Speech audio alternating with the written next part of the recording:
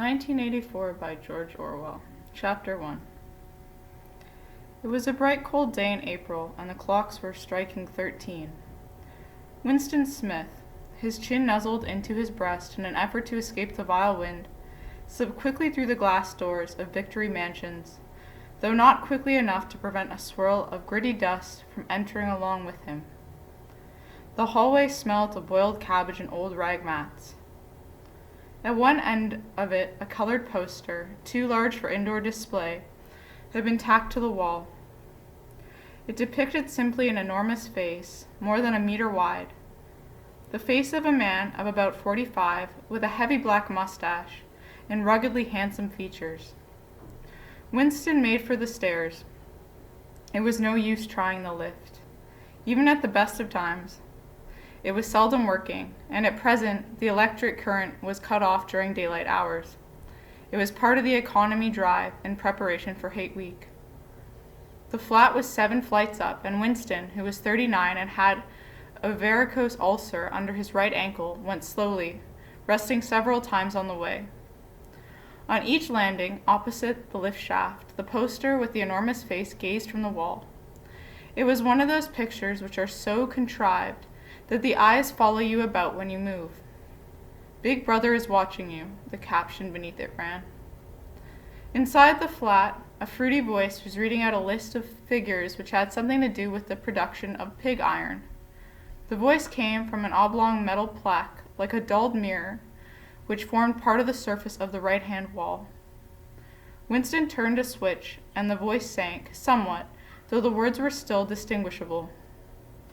The instrument, the telescreen it was called, could be dimmed, but there was no way of shutting it off completely. He moved over to the window, a smallish, frail figure, the meagerness of his body merely emphasized by the blue overalls, which were the uniform of the party. His hair was very fair, his face naturally sanguine, his skin roughened by coarse soap and blunt razor blades and the cold of the winter that had just ended. Outside, even though the shut window pane, the world looked cold. Down in the street, little eddies of wind were whirling dust and torn paper into spirals, and though the sun was shining and the sky a harsh blue, there seemed to be no color in anything, except the posters that were plastered everywhere. The black, mustachioed face gazed down from every commanding corner. There was one on the house front immediately opposite. "Big Brother is watching you," the caption said, while the dark eyes looked deep into Winston's own. Down at street level, another poster, torn at one corner, flapped fitfully in the wood, alternately covering and uncovering the single word "Ingsoc." In the far distance, a helicopter skimmed down between the roofs, hovering for an instant like a blue bottle, and darted away again with a curving flight. It was the police patrol, snooping into people's windows. The patrols did not matter, however. Only the thought police mattered. Behind Winston's back, the voice from the telescreen was still babbling away about pig iron and the overfulfillment of the 9 3-year plan. The telescreen received and transmitted simultaneously. Any sound that Winston made, above the level of a very low whisper, would be picked up by it. Moreover, so long as he remained within the field of vision which the metal plaque commanded, he could be seen as well as heard. There was, of course, no way of knowing whether you were being watched at any given moment. How often or on what system the thought police plugged in on any individual wire was guesswork. It was even conceivable that they watched everyone all the time. But at any rate, they could plug in your wire whenever they wanted to. You had to did live from habit that became instinct, and the assumption that every sound you made was overheard, and, except in darkness, every movement scrutinized. Winston kept his back turned to the telescreen. It was safer, though, as he well knew, even a back can be revealing. A kilometer away, the Ministry of Truth, his place of work, towered vast and white above the grimy landscape. This, he thought, was a sort of vague distance. This was London, chief city of Airstrip 1, itself the third most populous of the provinces of Oceania. He tried to squeeze some childhood memory that should tell him whether London had always been quite like this. Were there always these vistas of rotting 19th century houses, their sides shored up with balks of timber, their windows patched with cardboard, and their roofs with corrugated iron, their crazy garden walls sagging in all directions? And the bomb sites where the plaster dust swirled in the air and the willow herb straggled over the heaps of rubble, and the places where the bombs had cleared a larger patch, and there had sprung up sordid colonies of wooden dwellings like chicken houses. But it was no use, he could not remember. Nothing remained of his childhood except a series of bright-lit tableaux occurring against no background, and mostly unintelligible. The Ministry of Truth, Minitru in Newspeak was the official language of Oceania, for an account of its structure and etymology, see appendix, was startlingly different from any other object in sight.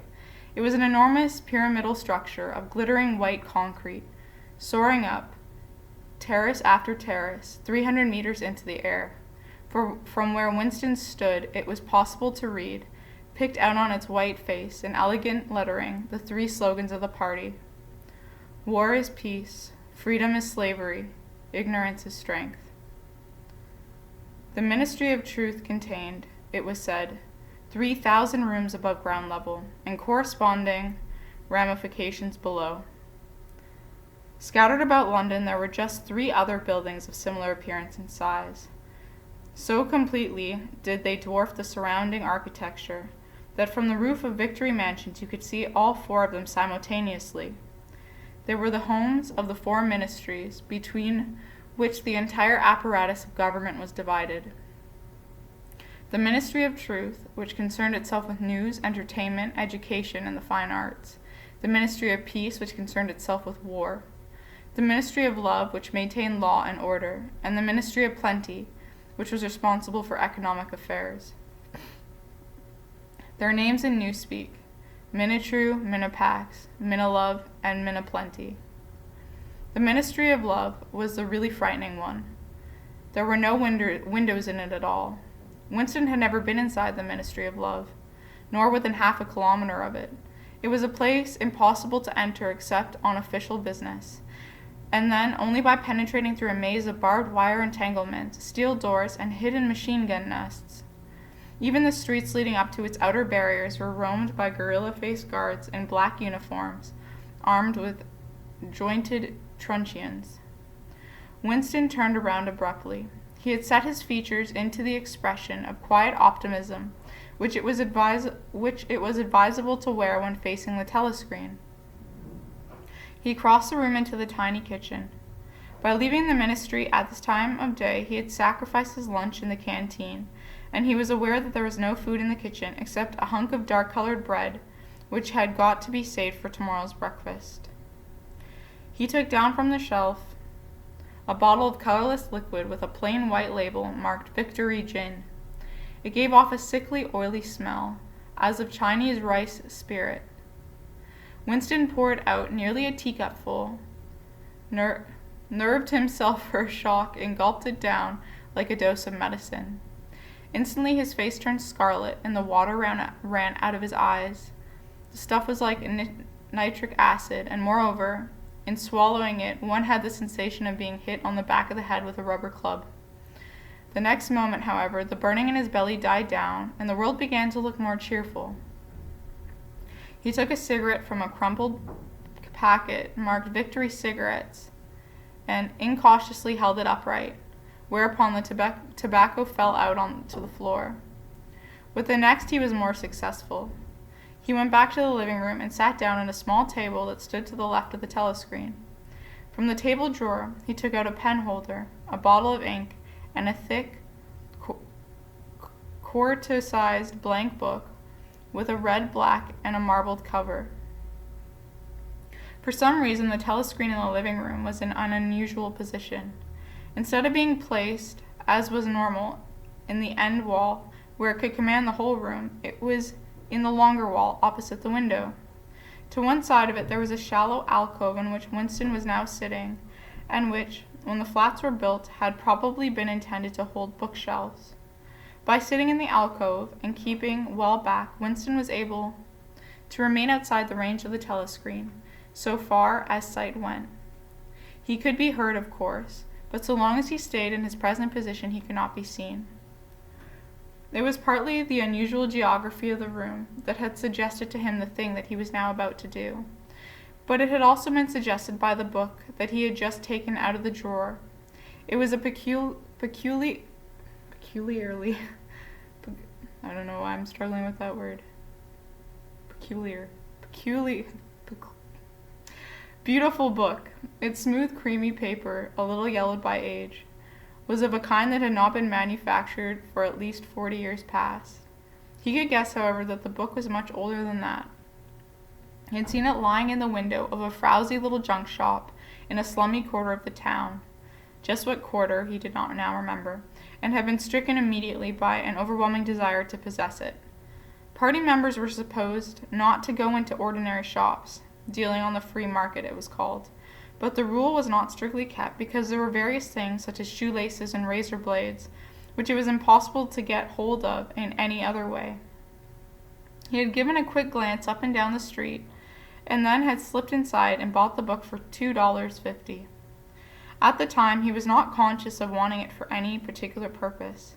He had carried it guiltily home in his briefcase. Even with nothing written in it, it was a compromising possession. The thing that he was about to do was to open a diary. This was not illegal. Nothing was illegal since there were no longer any laws. But if detected, it was reasonably certain that it would be punished by death, or at least by 25 years in a forced labor camp. Winston fitted a nib into the pen holder and sucked it to get the grease off. The pen was an archaic instrument, seldom used even for signatures, and he had procured one, furtively and with some difficulty, simply because of a feeling that the beautiful creamy paper deserved to be written on with a real nib instead of being scratched with an ink pencil. Actually, he was not used to writing by hand. Apart from very short notes, it was usual to dictate everything into the speakwrite, which was of course impossible for his present purpose. He dipped the pen into the ink, and then faltered for just a second. A tremor had gone through his bowels. To mark the paper was the decisive act. In small, clumsy letters he wrote, April 4th, 1984. He sat back. A sense of complete helplessness had descended upon him. To begin with, he did not know with any certainty that this was 1984. It must be round about that date, since he was fairly sure that his age was 39. And he believed that he had been born in 1944 or 1945, but it was never possible nowadays to pin down any date within a year or two. For whom it suddenly occurred to him to wonder, was he writing this diary? For the future, for the unborn? His mind hovered for a moment round the doubtful date on the page, and then fetched up with a bump against the newspeak word doublethink. For the first time, the magnitude of what he had undertaken came home to him. How could you communicate with the future? It was of its nature impossible. Either the future would resemble the present, in which case it would not listen to him, or would be different from it, and this predicament would be meaningless. For some time he sat gazing stupidly at the paper. The telescreen had changed over to strident military music.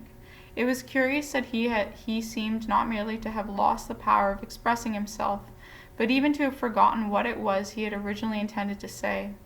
For weeks past he had been making ready for this moment, and it had never crossed his mind that anything would be needed except courage. The actual writing would be easy. All he had to do was transfer to paper his interminable, restless monologue that had been running inside his head literally for years. At this moment, however, even the monologue had dried up. Moreover, his varicose ulcer had begun itching unbearably. He dared not scratch it, because if he did so, it would always become inflamed.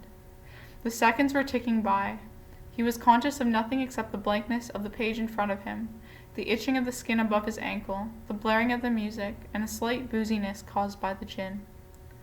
Suddenly, he began writing in sheer panic, only imperfectly aware of what he was setting down. His small but childish handwriting straggled up and down the page, shedding first its capital letters and finally even its full stops. April 4th, 1984. Last night to the flicks, all war films, one very good one of a ship full of refugees being bombed somewhere in the Mediterranean. Audience much amused by shots of a great huge fat man trying to swim away with a helicopter after him. First you saw him wallowing along in the water like a porpoise. Then you saw him through the helicopter gun sights. Then he was full of holes, and the sea round him turned pink, and he sank as suddenly as though the holes had lead in the water. Audience shouting with laughter when he sank. Then you saw a lifeboat full of children with a helicopter hovering over it. There was a middle-aged woman, might have been a Jewess, sitting up in the bow with a little boy about 3 years old in her arms. Little boy screaming with fright and hiding his head between her breasts, as if he was trying to burrow right into her, and the woman putting her arms around him and comforting him, although she was blue with fright herself. All the time covering him up as much as possible, as if she thought her arms could keep the bullets off him. Then the helicopter planted a 20-kilo bomb in among them. Terrific flash, and the boat went all to matchwood. Then there was a wonderful shot of a child's arm going up, right up into the air. A helicopter with a camera in its nose must have followed it up, and there was a lot of applause from the party seats. But a woman down in the pearl part of the house suddenly started kicking up a fuss and shouting, "They didn't oughter have showed it. Not in front of kids, they didn't. It ain't right, not in front of kids. It ain't until the police turned her out. I don't suppose anything happened to her. Nobody cares what the pearls say. Typical pearl reaction, they never." Winston stopped writing, partly because he was suffering from cramp. He did not know what had made him pour out this stream of rubbish, but the curious thing was that while he was doing so, a totally different memory had clarified itself in his mind, to the point where he almost felt equal to writing it down. It was, he now realized, because of this other incident that he had suddenly decided to come home and begin the diary today. It had happened that morning at the ministry, if anything so nebulous could be said to happen. It was nearly 1100, and in the records department, where Winston worked, they were dragging the chairs out of the cubicles and grouping them in the center of the hall opposite the big telescreen in preparation for the 2 minutes hate. Winston was just taking his place in one of the middle rows when two people whom he knew by sight but had never spoken to came unexpectedly into the room. One of them was a girl whom he often passed in the corridors. He did not know her name, but he knew that she worked in the fiction department, presumably, since he had sometimes seen her with oily hands and carrying a spanner. She had some mechanical job on one of the novel-writing machines. She was a bold-looking girl of about 27, with thick hair, a freckled face, and swift athletic movements. A narrow scarlet sash, emblem of the Junior Anti-Sex League, was wound several times round the waist of her overalls, just tightly enough to bring out the shapeliness of her hips. Winston had disliked her from the very moment of seeing her. He knew the reason. It was because of the atmosphere of hockey fields and cold baths and community hikes and general clean-mindedness which she managed to carry about with her. He disliked nearly all women, especially the young and pretty ones. It was always the women, and above all the young ones, who were the most, my battery's running low, bigoted adherents of the party. The swallowers of slogans, the amateur spies, and nosers out of unorthodoxy. But this particular girl gave him the impression of being more dangerous than most. Once, when they passed in the corridor, she gave him a quick, sidelong glance, which seemed to pierce right into him, and for a moment he had filled him with black terror. The idea had even crossed his mind that she might be an agent of the thought police. That, it was true, was very unlikely. Still, he continued to feel a peculiar uneasiness, which had fear mixed up in it, as well as hostility, whenever she was anywhere near him. I'm going to see if there's a way to charge this. Oh, the cord I have is so short. Let's see.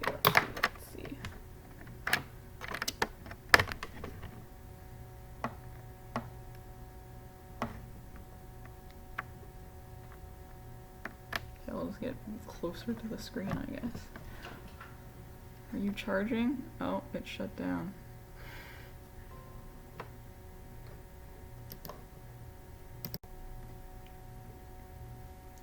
The other person was a man named O'Brien, a member of the inner party and holder of some post, so important and remote that Winston had only a dim idea of its nature. A momentary hush passed over the group of people round the chairs as they saw the black overalls of an inner party member approaching. O'Brien was a large, burly man with a thick neck and a coarse, humorous, brutal face. In spite of his formidable appearance, he had a certain charm of manner. He had a trick of resettling his spectacles on his nose, which was curiously disarming, in some indefinable way, curiously civilized. It was a gesture which, if anyone had still thought in such terms, might have recalled an 18th century nobleman offering his snuff-box. Winston had seen O'Brien perhaps a dozen times in almost as many years. He felt deeply drawn to him, and not solely because he was intrigued by the contrast between O'Brien's urbane manner and his prize-fighting physique. Much more, it was because of a secretly held belief, or perhaps not even a belief, merely a hope, that O'Brien's political orthodoxy was not perfect. Something in his face suggested it irresistibly. And again, perhaps it was not even unorthodoxy that was written in his face, but simply intelligence.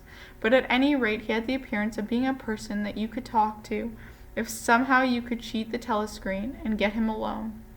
Winston had never made the smallest effort to verify the guess.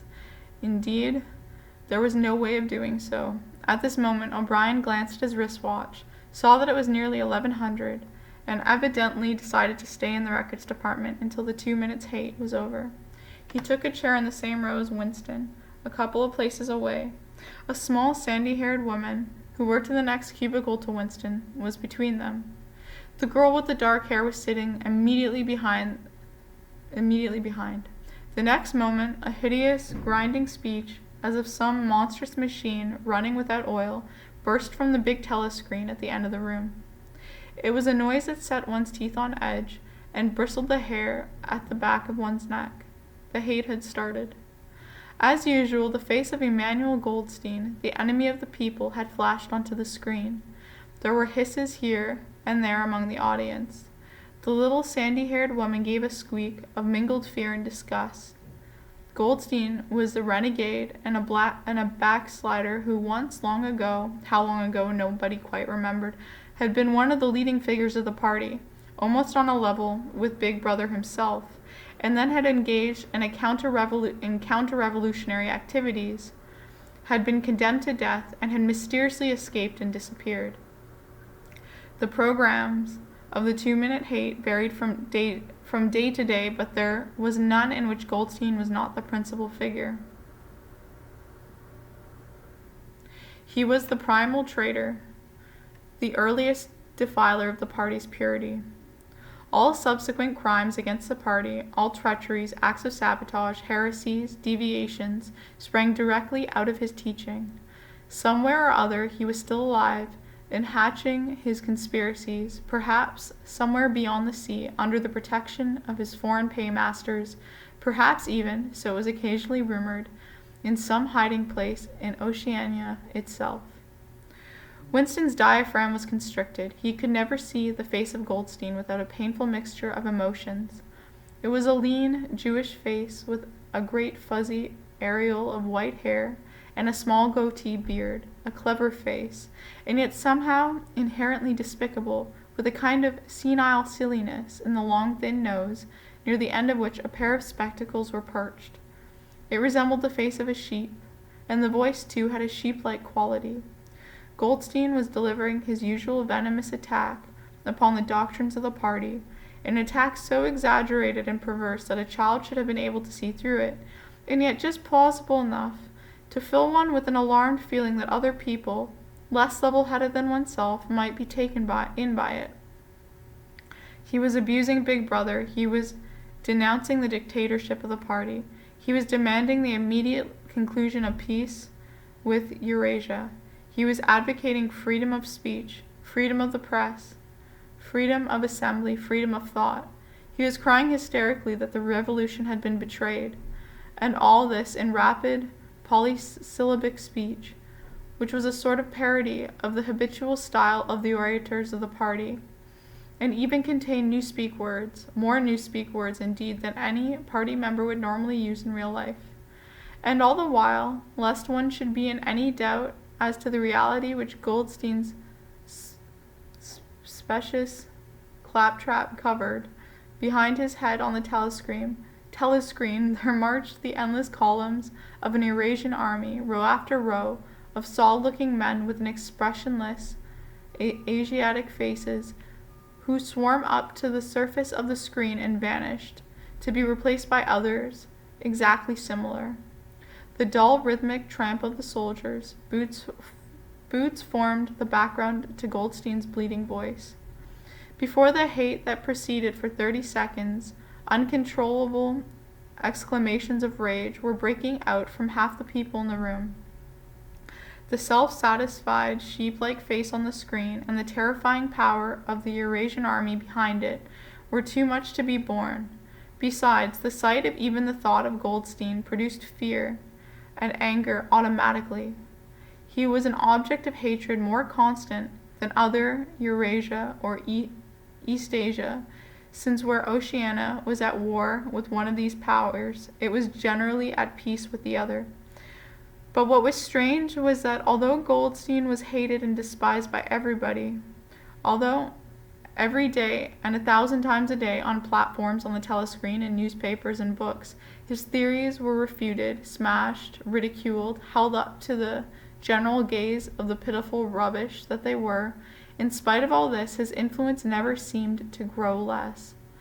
Always there were fresh dupes waiting to be seduced by him. A day never passed when spies and saboteurs acting under his directions were not unmasked by the thought police. He was the commander of a vast, shadowy army, an underground network of conspirators dedicated to the overthrow of the state. The Brotherhood, its name was supposed to be. There were also whispered stories of a terrible book, a compendium of all the heresies of which Goldstein was the author, and which circulated clandestinely here and there. It was a book without a title. People referred to it, if at all, simply as the book, but one knew of such things only through vague rumors.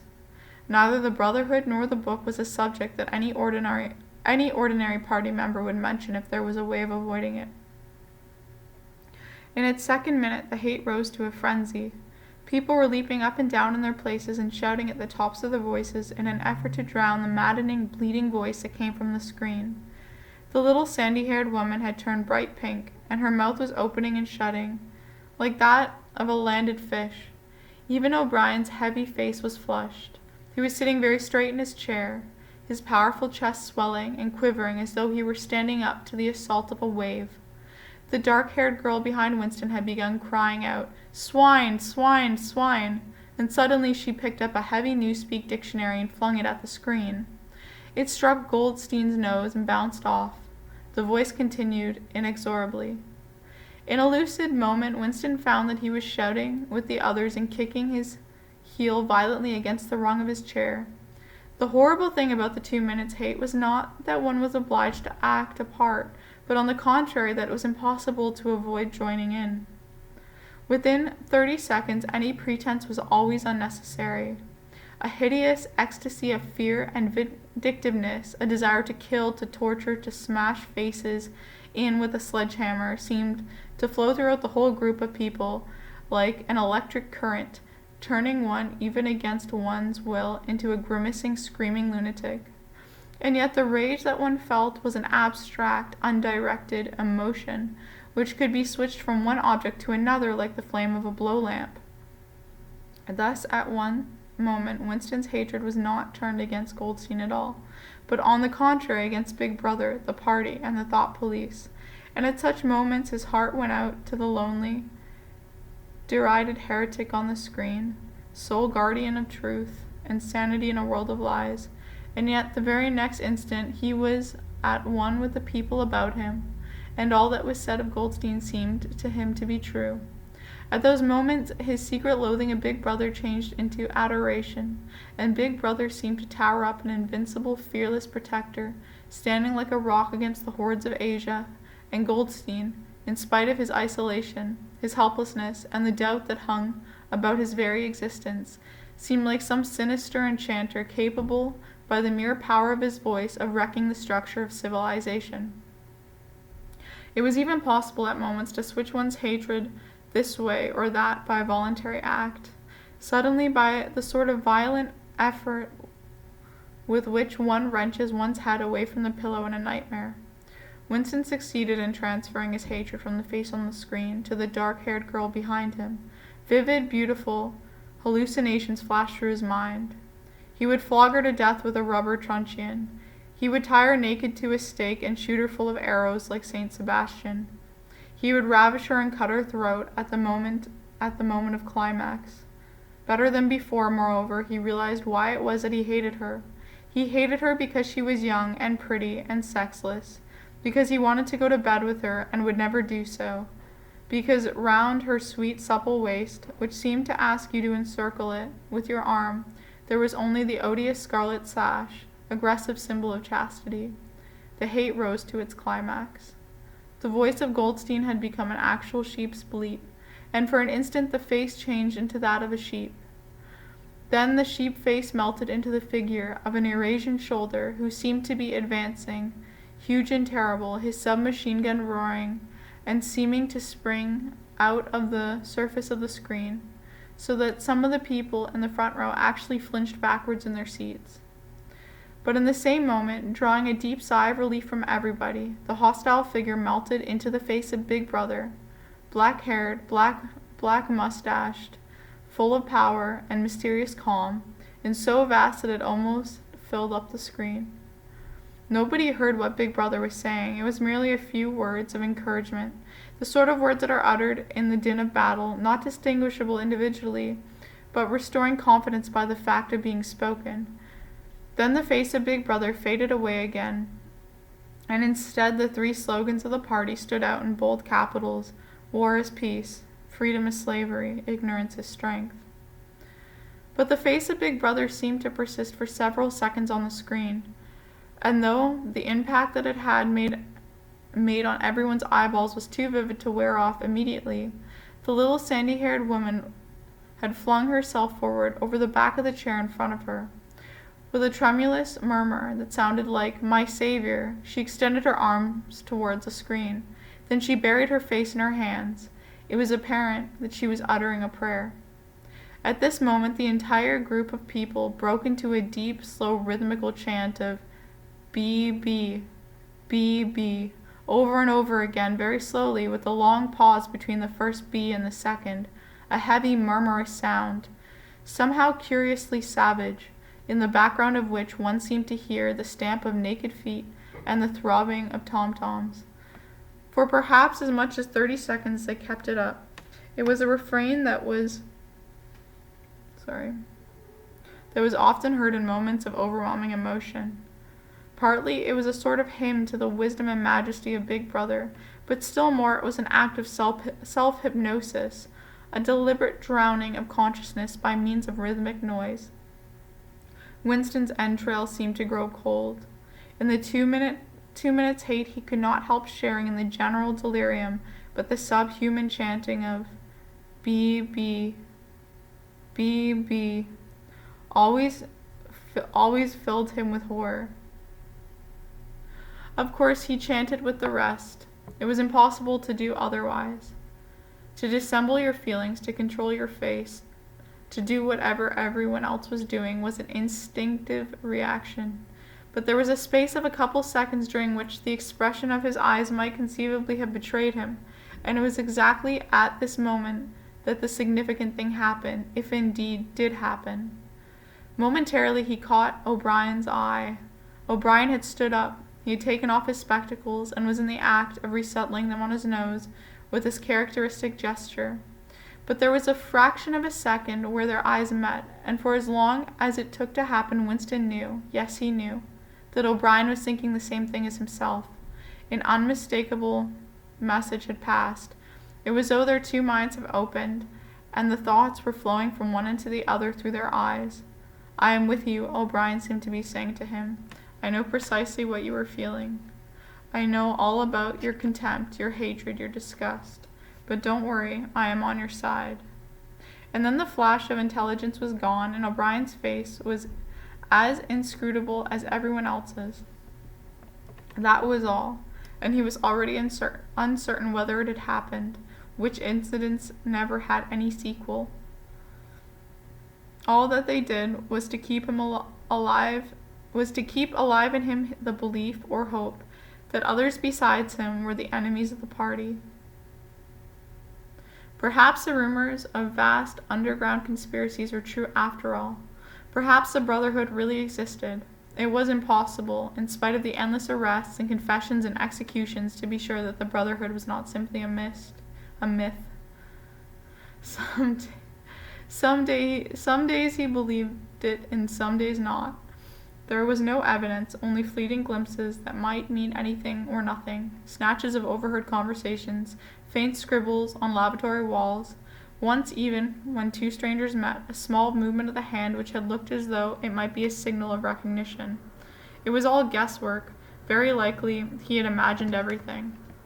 He had gone back to his cubicle without looking at O'Brien again. The idea of following up their momentary contact hardly crossed his mind. It would have been inconceivable, dangerous even, if he had known how to set about doing it. For a second, 2 seconds, they had exchanged an unequivocal glance, and that was the end of the story. But even that was a memorable event in the locked loneliness in which one had to live. Winston roused himself and sat up straighter. He let out a belch. The gin was rising from his stomach. His eyes refocused on the page. He discovered that while he sat helplessly musing, he had also been writing, as though by automatic action, and it was no longer the same cramped, awkward handwriting as before. His pen had slid voluptuously over the smooth paper, printing in large, neat capitals, "Down with Big Brother, down with Big Brother, down with Big Brother, down with Big Brother, down with Big Brother," over and over again, filling half a page. He could not help feeling a twinge of panic.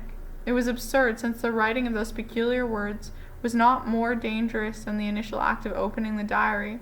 But for a moment he was tempted to tear out the spoiled pages and abandon the enterprise altogether. He did not do so, however, because he knew that it was useless. Whether he wrote down "with Big Brother" or whether he had refrained from writing it made no difference. Whether he went on with the diary or whether he did not go on with it made no difference. The thought police would get him just the same. He had committed, still have committed, even if he had never set pen to paper, the essential crime that contained all others in itself. Thought crime, they called it. Thought crime was not a thing that could be concealed forever. You might dodge successfully for a while, even for years, but sooner or later they were bound to get you. It was always at night. The arrests invariably happened at night. The sudden jerk out of sleep, the rough hand shaking your shoulder, the lights glaring in your eyes, the ring of hard faces round the bed. In the vast majority of cases, there was no trial, no report of the arrest. People simply disappeared, always during the night. Your name was removed from the registers. Every record of everything you had ever done was wiped out. Your one-time existence was denied and then forgotten. You were abolished, annihilated, vaporized was the usual word. For a moment he was seized by a kind of hysteria. He began writing in a hurried, untidy scrawl. "They'll shoot me, I don't care. They'll shoot me in the back of the neck, I don't care. Down with Big Brother. They always shoot you in the back of the neck. I don't care. Down with Big Brother."